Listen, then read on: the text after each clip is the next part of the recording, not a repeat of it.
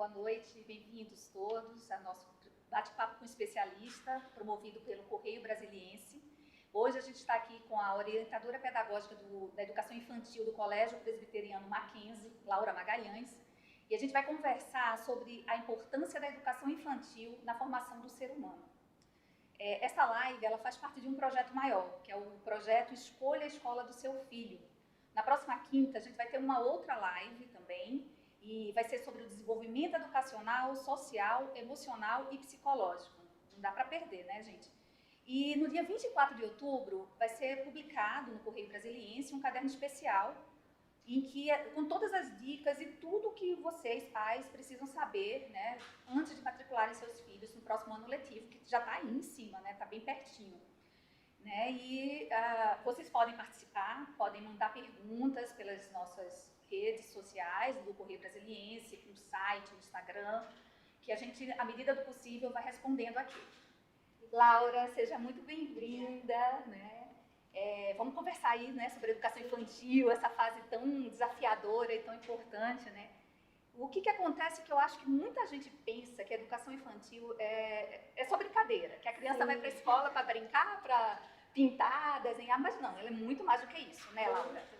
Qual é a importância para a formação de um futuro estudante ali? Na verdade, eu digo que é a fase mais importante da vida de uma criança, né? A formação da personalidade, do pensamento científico, do pensamento, né, da cognição da criança, ela é toda feita na sua primeira infância. Então, a base, imagine um prédio que você vai construir. O fundamento, o alicerce é o mais importante. Então, ali, se aquela estrutura está bem fortalecida, eu construo toda a minha história, toda a minha personalidade, o que eu vou levar para o futuro, para a vida adulta, ali, na primeira infância, do 0 aos 6 anos. Então, tudo que acontece, toda essa experiência, ela é primordial. Por vezes, a gente pergunta, às vezes, para um pai, né, que adulto você quer que seu filho seja? Eu quero que meu filho seja um profissional de sucesso, eu quero que ele seja autônomo, independente, que saiba se colocar, que saiba se relacionar. E aí a gente pergunta, será que as suas ações hoje estão conduzindo ele para esse adulto? Então, os pais têm que ficar atentos também qual é a filosofia do colégio, né? Como é que vai ser esse guia, né, da criança. Isso. E até a gente tem uma tendência cultural, né, de se olhar muito para o ensino médio, ou se olhar muito já para séries, né, que eles vão seguir para o vestibular. Mas, se você tiver que escolher investir mais no seu filho, a educação infantil seria mais importante, porque o que ele consolida ali, dificilmente ele vai desaprender para aprender de novo. Em toda a experiência social, relacional, cognitiva. É muito importante mesmo. Nos últimos anos, houve muita mudança, né? Na educação como um todo, acho que a gente evoluiu bastante. Em termos de educação infantil, nos últimos 10, 5 anos, sei lá, o que mudou? O que você apontaria como as principais mudanças? Sim. A gente já vem tendo algumas mudanças nos últimos anos, né? Mas não tem como desconsiderar a pandemia, que fez uma revolução, a gente vai chegar lá. Vai chegar lá. Mas antes da pandemia chegar, já havia uma reflexão sobre o fazer pedagógico da educação infantil, né? Algumas escolas, sim, já tinham um olhar para essa experiência, mas a BNCC, que é a Base Nacional Curricular Comum, ela trouxe um olhar diferente. Ela trouxe campos de experiência, que a criança tem o direito de experimentar e de viver. Então, hoje, toda escola de educação infantil no Brasil, ela tem uma base para seguir, que é comum a todas as escolas, obrigatoriamente. Então, isso agregou a educação infantil, trouxe uma importância maior de que a criança seja contemplada em vários âmbitos. Porque, por vezes, se olha para a educação infantil como um lugar que vai cuidar da criança pequena, né? Como uma creche. Exato. Então eu estou ali para cuidar. Você vai ali brincar e depois ali, quando você estiver escrevendo, é que é importante, quando estiver fazendo prova. Né? E a Base Nacional Curricular Comum trouxe isso de uma forma que dá o direito da criança experimentar para além desses campos. Isso independentemente da corrente educacional, porque existem várias correntes, né, pedagógicas que os colégios seguem, né? E aí cada escola vai adequar a abordagem da BNCC à sua metodologia, mas ela tem que contemplar vários campos distintos de experiência. Então isso amplia a experimentação da criança. Então foi muito positivo. Hoje existem quantas linhas, mais ou menos, de pedagógicas? São muitas, né? São muitas. são muitos. Mas, de modo geral, o que é que você dá uma pincelada do que os pais precisam saber, qual é a linha pedagógica do... Mais até do que entender os detalhes da linha pedagógica, é saber se essa abordagem se alinha com o que o pai ou que a família acredita. Né? Então, eu posso chegar numa escola que tem uma abordagem super diferenciada, mas a minha família tem escolas que desenvolvem, por exemplo, um excesso de autonomia.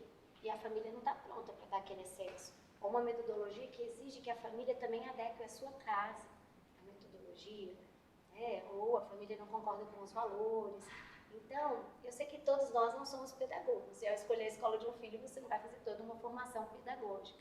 Mas é importante entender, pedir que a pessoa que vai apresentar a escola traduza.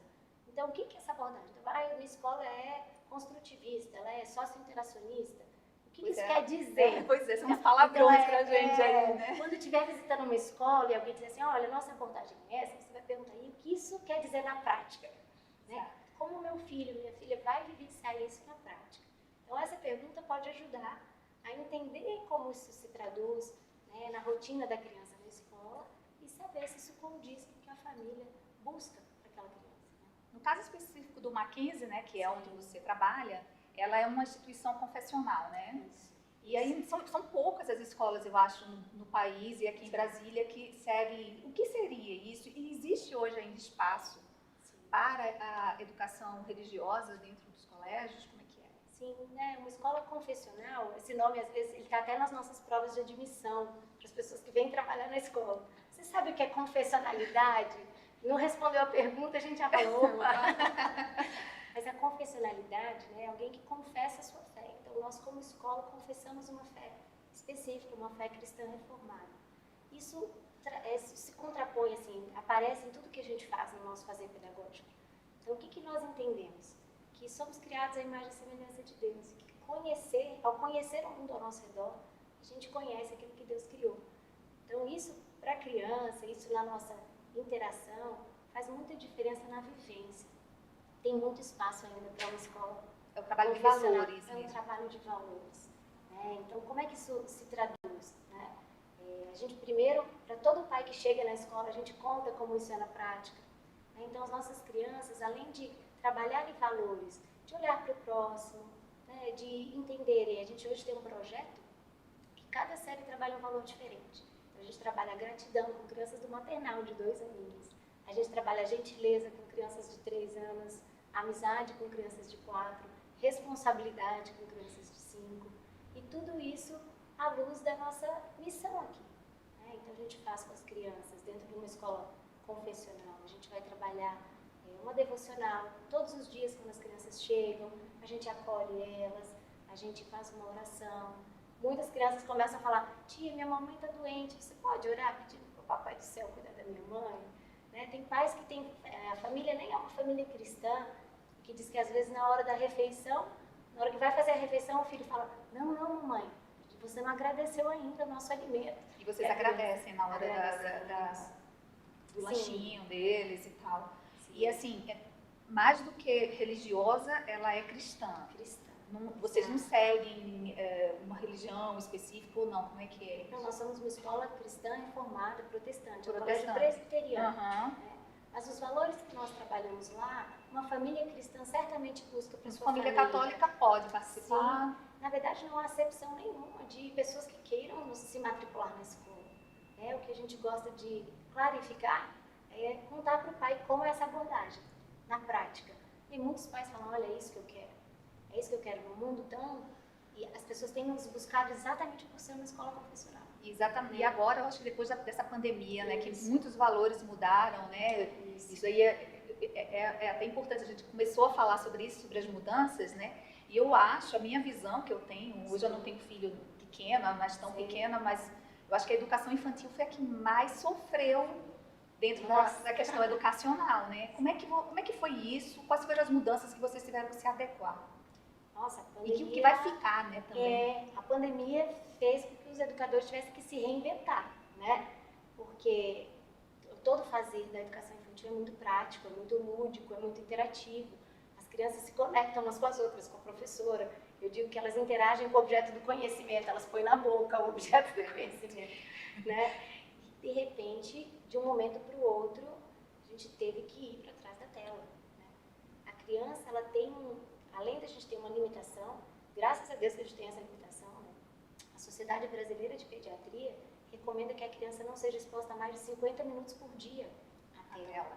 E que bom que faz isso, né? Infelizmente, nem todas as famílias cumprem isso, mas como escola a gente precisa cumprir.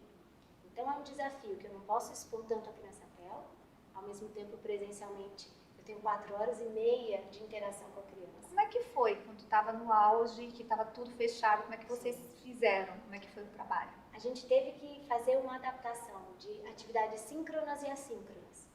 Então, síncrona, eles interagiam diretamente com a professora, né, ao vivo, em tempo presente, por até 50 minutos. E as outras atividades, a gente produzia videoaulas, tarefas conduzidas, atividades, e as crianças e as famílias, obviamente, eu preciso da mediação.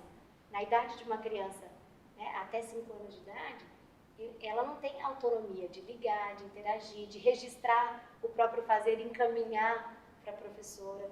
Então, os pais foram os nossos maiores parceiros.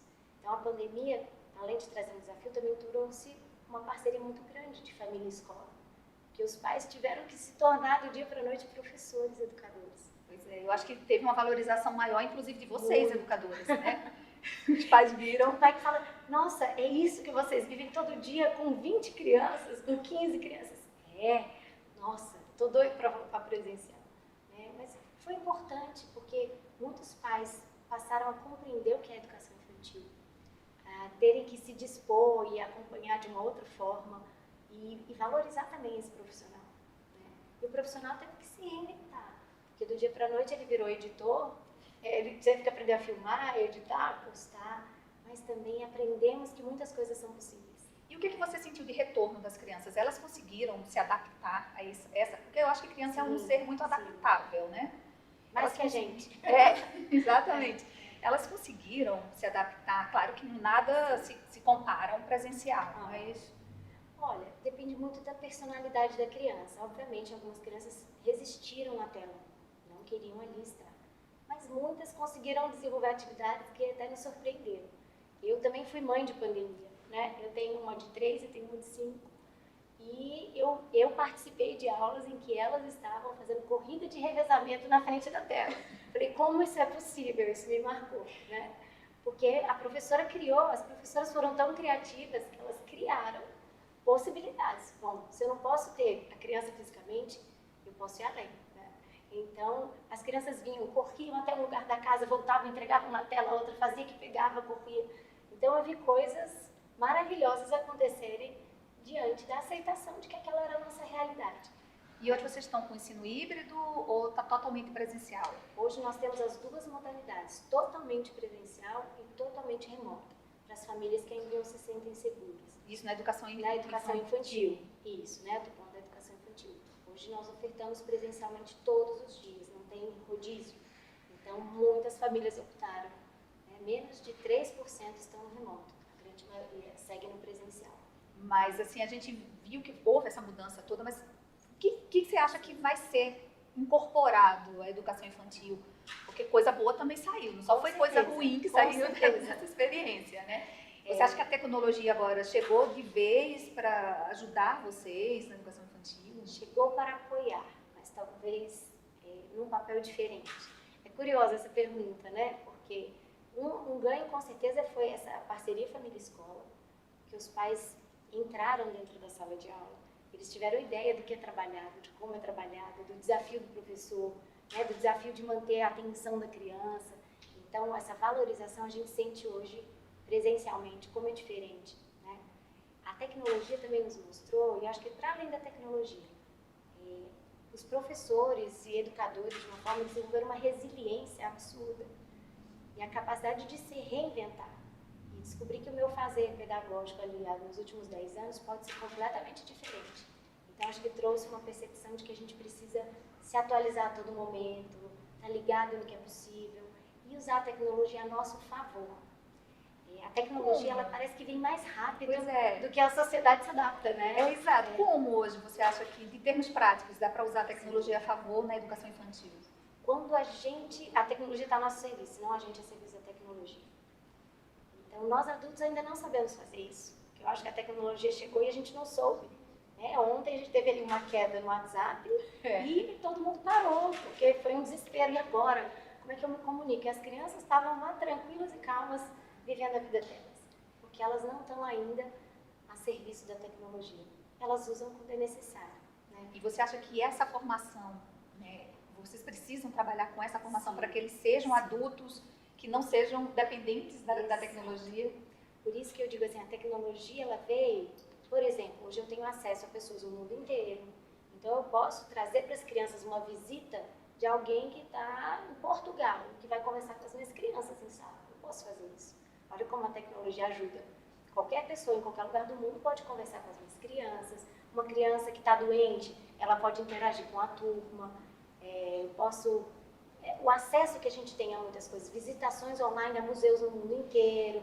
Então, nesse sentido, a tecnologia ela entra na educação infantil.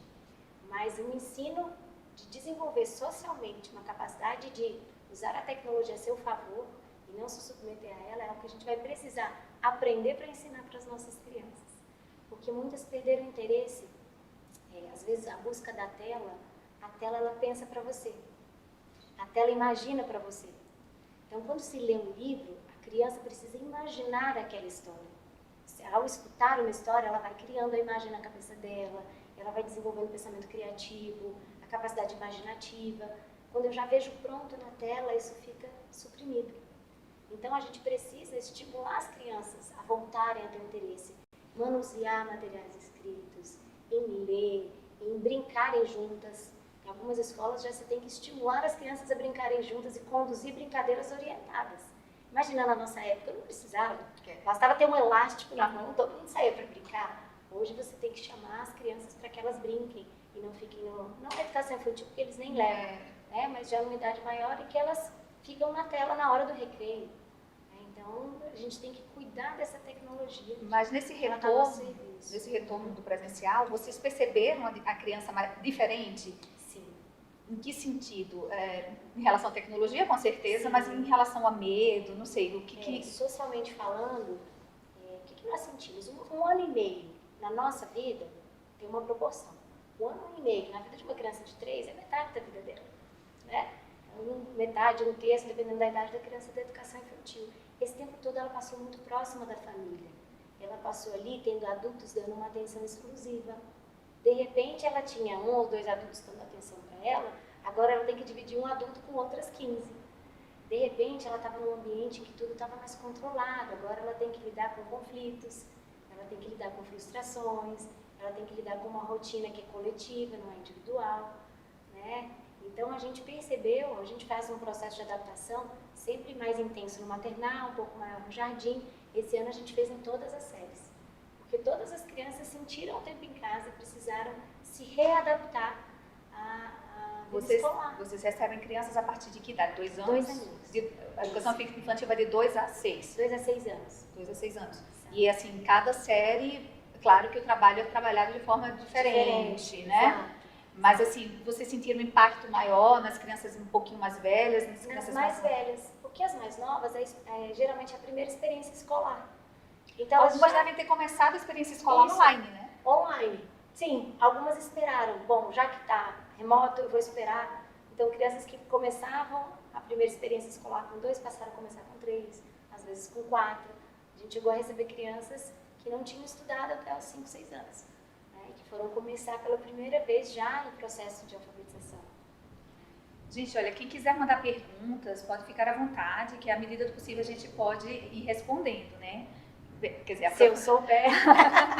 A professora Laura vai responder se souber, obviamente. Mas podem mandar perguntas para todas as redes sociais aí do Correio. Inclusive, eu vou já fazer uma pergunta que chegou aqui de um leitor, um ouvinte chamado Wellington. Nos dias atuais, quais os modelos ou ferramentas adequadas a serem utilizadas nas escolas com o intuito de aprimorar os alunos do uso de novas tecnologias que ajudam na alfabetização? Acho que a gente já falou mais ou menos, mas ele está falando especificamente da alfabetização. A gente falou da ferramenta como um todo, né? Então, em relação à alfabetização. Eu digo que o mais importante que a ferramenta é a mediação pedagógica que é feita. Hoje está na moda ter espaço maker, espaço disso. A infraestrutura é super importante, mas o que eu faço com aquela infraestrutura é que faz a diferença. Então, às vezes eu tenho uma metodologia ou algo em alfabetização, mas eu não tenho um bom alfabetizador por trás daquele método. Então, a qualidade do educador, que vai fazer a mediação pedagógica, às vezes é mais importante do que a metodologia, né? Como você tem uma geladeira, vamos supor, linda, toda colorida, feita como deve ser, mas você não se alimenta dela diariamente. Então, você tem ali, mas a sua ação não reflete a qualidade daquilo que você tem, né? Então, tem várias metodologias diferentes para a alfabetização, seria difícil a gente detalhar, né? Na escola, a gente atua com um método fonético, em que eu aprendo primeiro o som que a letra faz, antes de aprender a sua grafia. Então, é mais indutivo, é mais dedutivo. Mas eu sou suspeita para falar uma opinião, né? De mãe, de uma criança em alfabetização e como orientadora. Mas como é que são os projetos hoje dentro do Mackenzie? Como é que você trabalha isso hoje no Mackenzie? Da fonética? Sim, lá a gente trabalha com método fonético, então, desde o maternal, a criança, ela aprende o primeiro som que uma letra faz. Então, ela aprende o S, J, G. Ela não aprende S, J, E. Então, aqui, né, por exemplo, E, S, C, O, L, A, não forma uma palavra. Mas quando a criança aprende o sonzinho, E, S, O, U, A, ela vai fazendo o sonzinho, daqui a pouco, de tanto repetir o som, então leu. Então, ele é mais indutivo, ele é mais dedutivo, ele acaba sendo intuitivo para a criança, né? Pela experiência que você tem, porque, na verdade, há uma transição aí, né? A educação infantil para a educação o ensino fundamental, né? Que é lá que a criança realmente, de fato, vai ser alfabetizada. Sim. Mas pela experiência sua, já saem crianças que já têm essa noção, já saem mais ou menos alfabetizadas? Como é que funciona? Como eu falava de um prédio, né? Que a gente constrói que se o fundamento é sólido, ele tem mais segurança para subir, né? Então, dentro da alfabetização, com essa metodologia, ela é mais intuitiva. O ciclo de alfabetização, ele se encerra ao final do segundo ano do ensino fundamental, né? Como uma regra. A gente não tem a obrigatoriedade de alfabetizar, mas esse método acaba facilitando com que a criança se interesse pela leitura escrita e que ela tenha mais facilidade de decodificar e codificar a língua. Então, eu tenho, sim, crianças que acabam se alfabetizando ainda no Jardim 2, ainda antes de chegar ao ensino fundamental.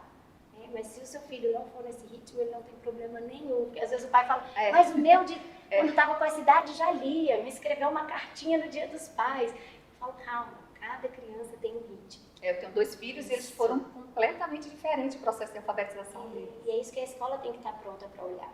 Então, tem que ser uma escola humana, ela tem que saber olhar. Que cada criança tem um tempo diferente, cada criança tem um olhar diferente, tem inteligências múltiplas, e a gente precisa enfatizar todas elas para que todas as crianças recebam estímulos semelhantes e tenham oportunidade de se desenvolver.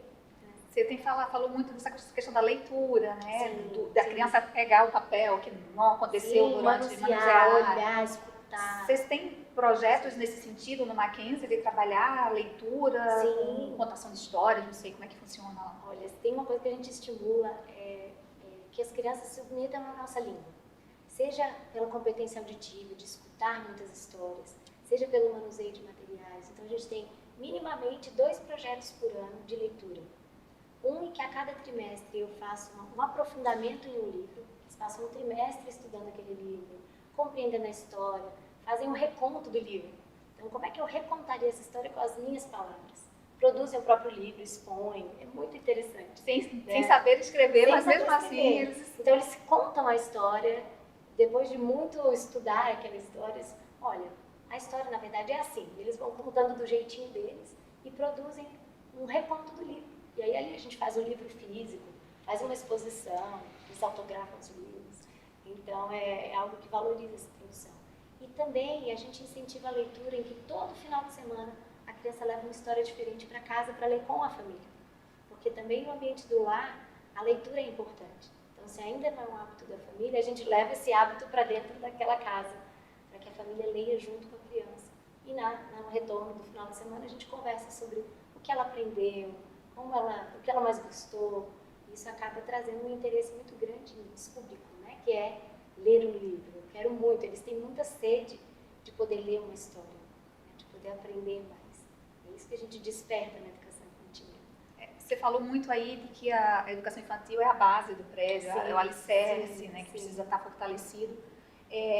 Isso em termos educacionais e tal, mas assim, em termos emocionais, como é que vocês trabalham essa transição? Deve haver um trabalho específico de transição entre a educação infantil, o ensino infantil e a educação fundamental, a educação infantil e ensino fundamental. Confundi. Todas essas séries de transição, elas trazem às vezes um medo para a família, para a criança, é natural, porque muda o sistema, muda o prédio, muda o professor. Todo ano uma criança já muda de professor, às vezes de colegas, mas sair de um prédio para o outro, ou sair do ensino infantil para o fundamental, do fundamental 1 para o 2.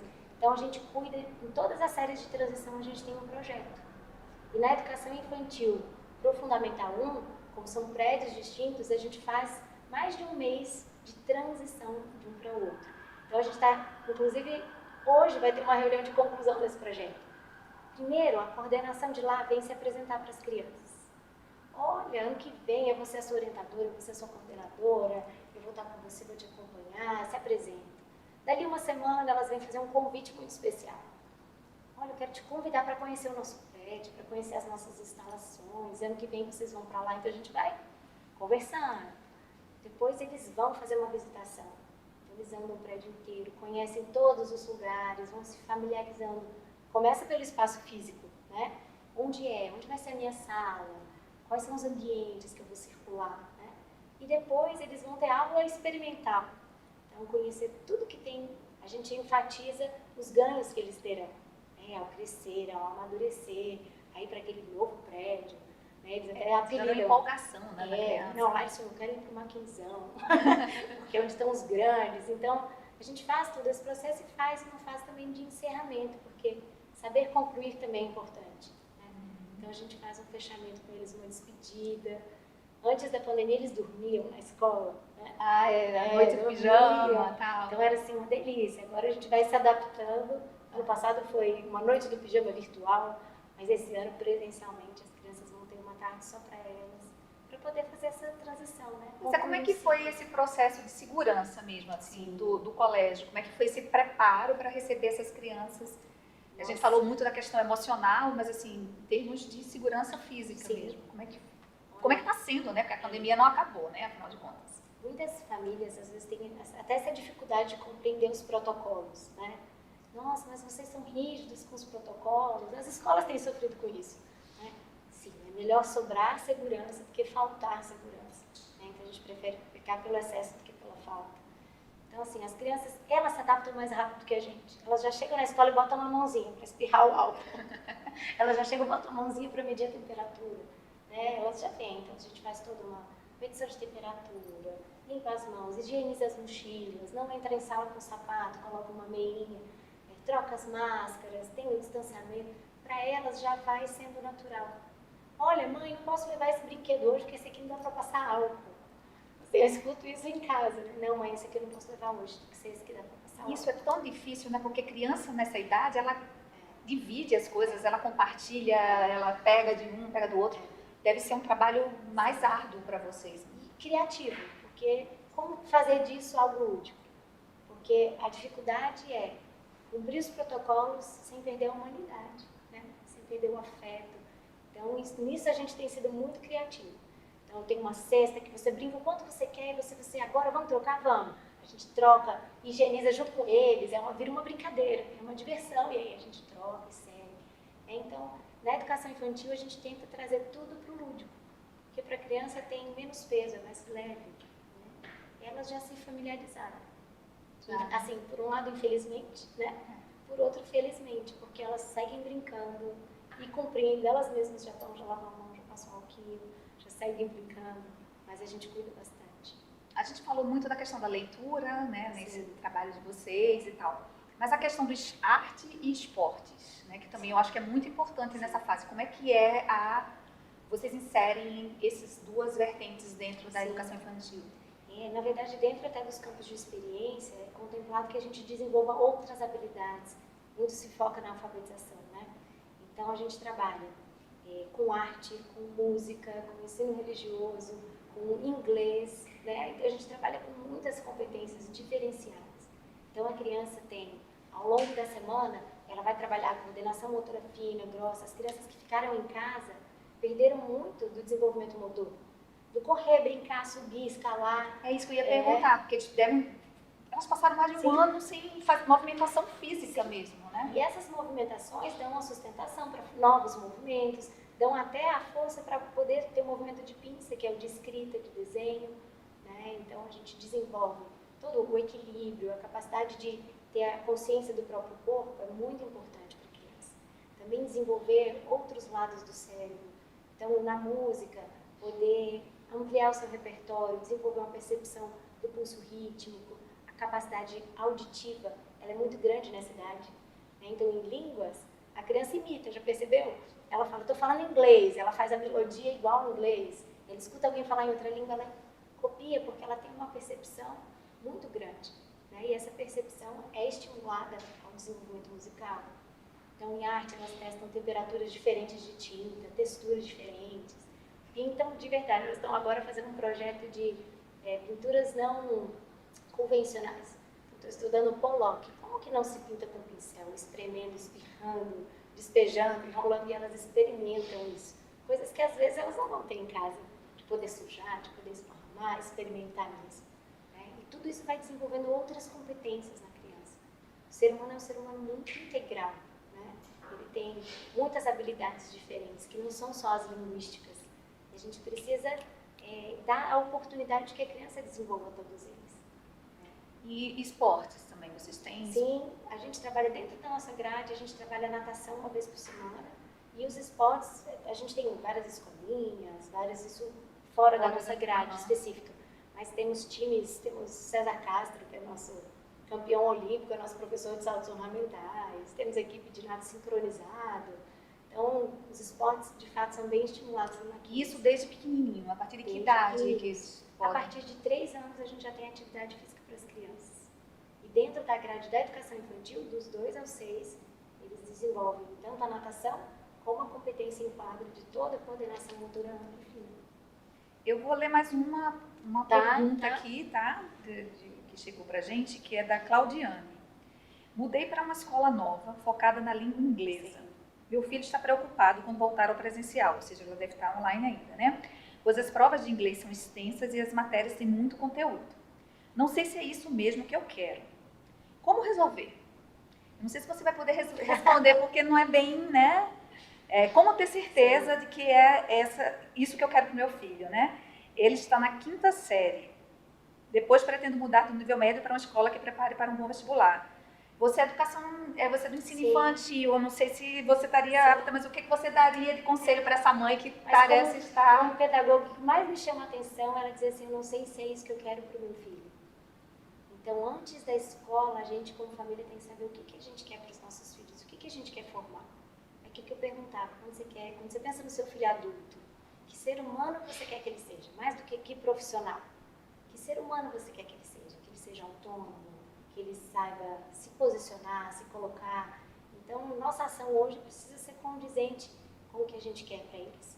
Nem claro sempre que essa cobrança. Escutando também a criança, não? Lógico. A criança tem lugar de fala. Claro. Eu digo assim, como família, eu estou incluindo a criança o tempo inteiro. Claro. Né? Mas será que se ela está segura dessa decisão? Se ela não está confortável, já está se fazendo essa pergunta, talvez ela não esteja segura. Porque, como eu digo, não tem uma abordagem certa ou errada da escola, mas ela precisa estar alinhada com o perfil daquela criança. Se isso vai trazer para a criança medo, né, a gente tem que estar muito atento a esses gatilhos, essa luzinha vermelha que pisca. Aprender não pode ser algo feito com medo eu não aprendo. Então, a criança dá os seus sinais também, se a coisa não está indo bem, se a escola não é a escola certa, não existe escola certa ou errada, provavelmente, mas a escola não é certa. Sabe, é igual casamento, tem pessoa boa e pessoa ruim? Talvez não, né? Alguns vão dizer que sim ou não, mas tem perfis que combinam, e que aquela combinação dá um bom resultado, alimenta o melhor de cada um. Né? Então, a escola, ela não é responsável pela educação completa da criança, mas ela é a maior parceira da família na educação.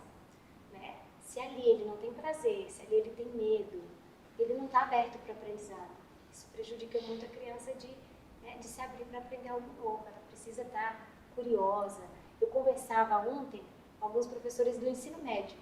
Né? Então, a gente estava batendo um papo sobre a importância que a educação infantil tem na formação do pensamento científico, da curiosidade, da investigação, né? Porque as crianças ainda não têm esse filtro que nós temos de será que eu vou errar? Não posso errar, não posso me arriscar, né? Então, o pensamento científico tem que ser formado ali, né? Isso tem que ser preservado por muito tempo.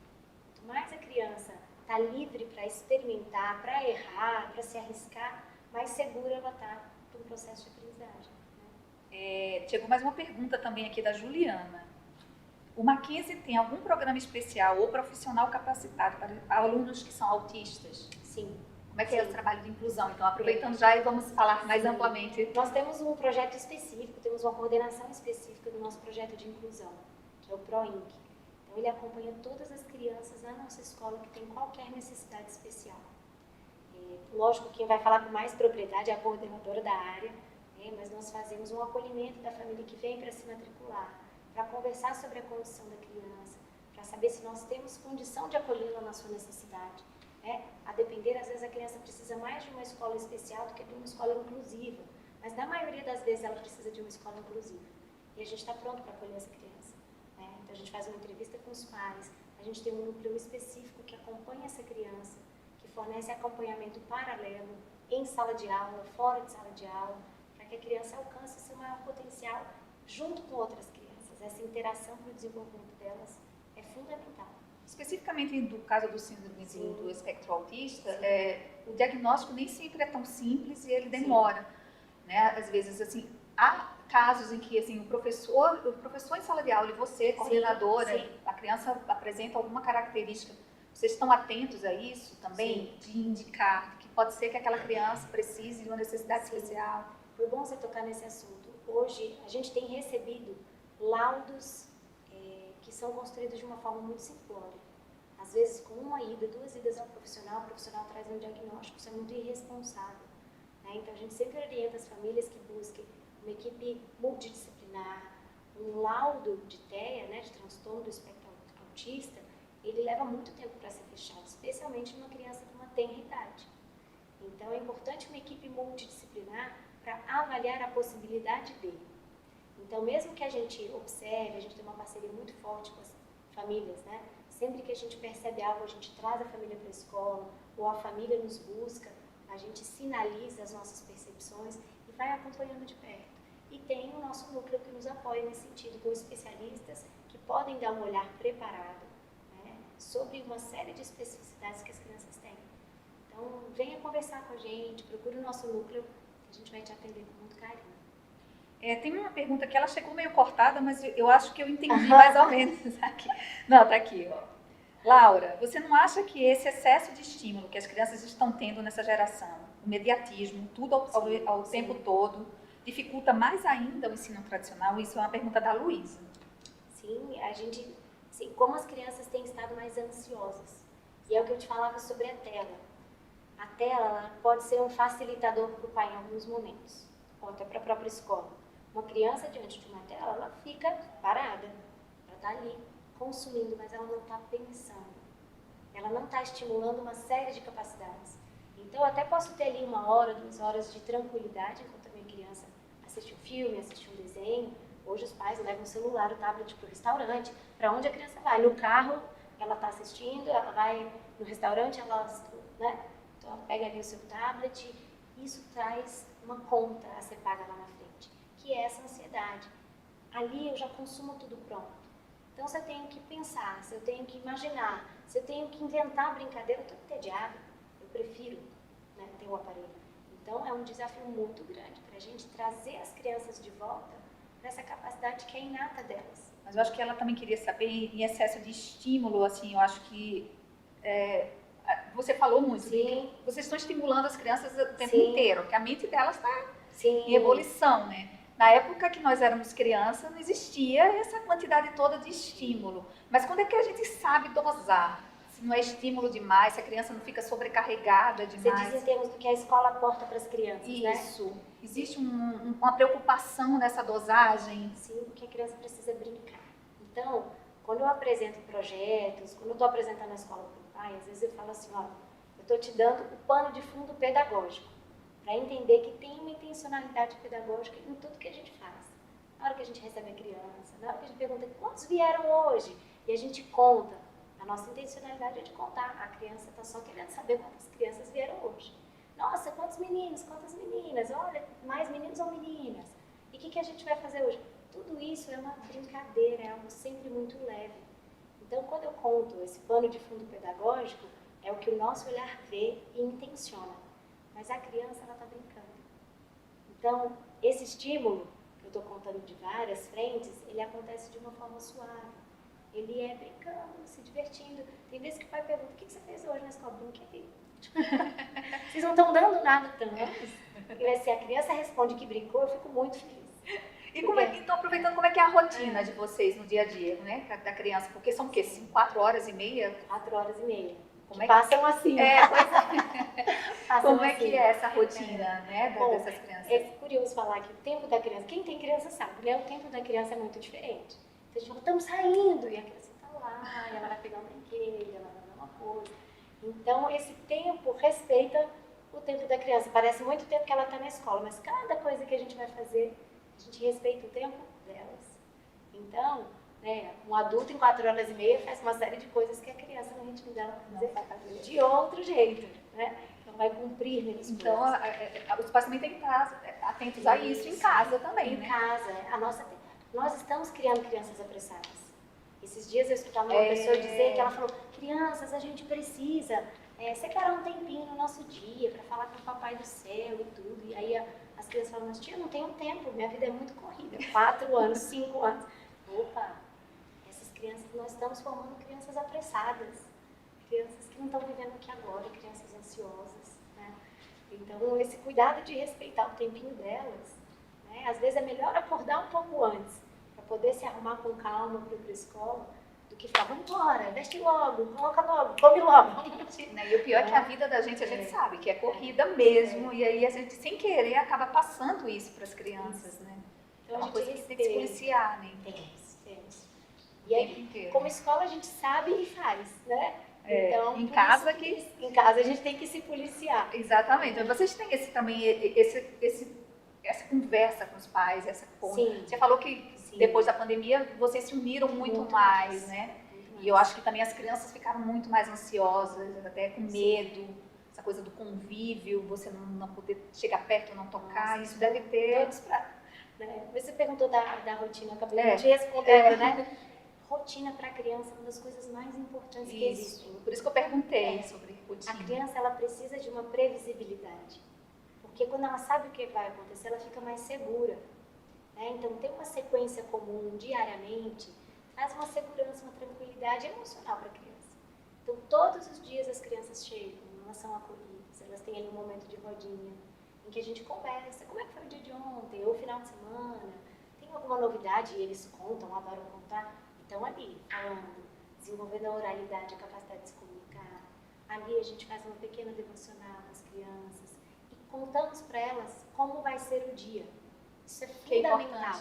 Elas ainda não leem, então a gente faz isso por meio de imagens e a gente coloca a sequência visualmente, que para a criança o concreto, o visual é muito importante nessa fase. Os pais podem até fazer isso em casa, ter um lugar onde eles colocam a rotina daquele dia, como vai ser a sequência do dia. Isso pode ajudar muito a sua vida no final de semana, né, com a sua criança. Então, ali a gente coloca, olha, rodinha, depois a gente vai fazer o lanche, depois a gente vai para o parque. E a criança vai percebendo o antes, o durante, o depois. Ela aprende a esperar, ela aprende a ter essa sequência. Elas até cobram do professor, olha, está acabando o lanche, a próxima coisa que você disse é o parquinho, nós estamos indo para lá. Eu percebo minha filha diz, a aula está acabando, professor, não vai dar tempo de fazer a próxima coisa, não. Acontece muito isso, né? É importante para eles. A rotina para eles é fundamental, é um espaço seguro. Né? Uma criança sem rotina, geralmente é uma criança que não tem um sono mais regular, que fica mais irritadiça. Então, isso é fundamental. Né?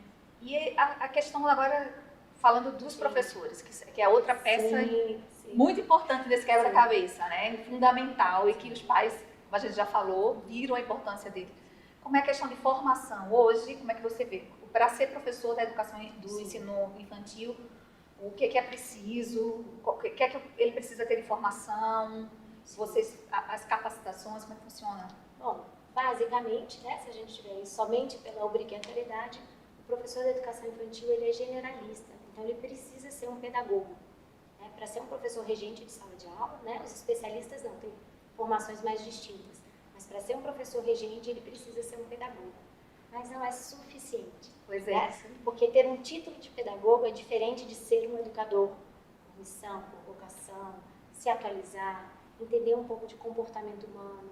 Então, a psicopedagogia também agrega muito ao professor de sala de aula, o conhecimento de novas tecnologias, conhecimento de mundo, porque o professor de educação infantil, ele é quem vai ajudar a criança a explorar o mundo, imagina. Então, ele vai te perguntar por que a laranja é laranja, que resposta você vai dar. Verdade, ele tem que estar preparado a todo tipo de pergunta Todo que tipo. vem, né? E quanto mais perguntas a criança fizer, melhor, porque ela vai desenvolvendo uma capacidade de se encantar pelo que está ao redor. Então, o professor de educação infantil, ele tem que conhecer de tudo um pouco. Na verdade, de tudo muito. Né? Então, não é só conhecer sobre linguagem, ser um bom alfabetizador. Não é só saber sobre linguagem matemática, sobre natureza e sociedade. Ele precisa saber do que está acontecendo para dar informações. Porque desaprender algo é muito mais difícil do que aprender algo novo. Então, um conceito ensinado erroneamente para uma criança, ela vai levar para o resto da vida e você vai tentar fazer com que ela desaprenda para aprender e vai dar trabalho. É verdade. Essa foi, então, como você falou, é o alicerce, né? É o alicerce. Então, esse professor tem que ser muito bem preparado. Né? Não só pela própria equipe ali da escola, mas ele tem que buscar um autodesenvolvimento constante. Porque o que era ontem, de repente, não é hoje. Ele não pode ter essa informação desatualizada para uma criança, né? Que está ali sedenta e tudo que o professor diz, que é uma figura de autoridade, é a verdade, é lei.